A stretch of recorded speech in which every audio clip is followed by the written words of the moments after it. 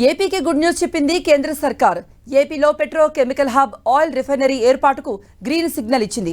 శ్రీకాకుళం, మచిలీపట్నం, రామాయపట్నంలో ఏదో ఒక ప్రాంతంలో ఏర్పాటు చేయబోయే ఈ ప్రాజెక్టుకు కేంద్రం అనుమతి ఇచ్చింది.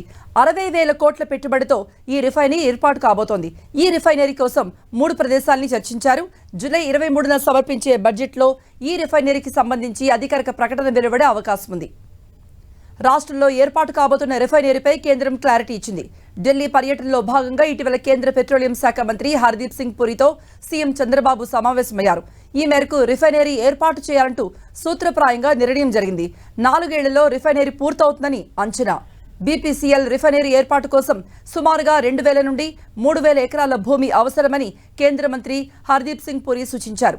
ఈ భూమి మచిలీపట్నంలో అందుబాటులో ఉందని, ఒకవేళ ఇంకా భూమి కావాలంటే ఇచ్చేందుకు ఏపీ ప్రభుత్వం సన్నద్ధంగా ఉన్నట్టుగా కేంద్ర మంత్రికి సీఎం చంద్రబాబు స్పష్టం చేశారు. బీపీసీఎల్ రిఫైనరీ ప్రాజెక్టు దక్కించుకోవడానికి ఉత్తరప్రదేశ్, గుజరాత్ కూడా పోటీ పడ్డాయి. అయితే ఇప్పటికే ముంబై, మధ్యప్రదేశ్, కొచ్చిలో బీపీసీఎల్ రిఫైనరీలు కొనసాగుతున్నాయి.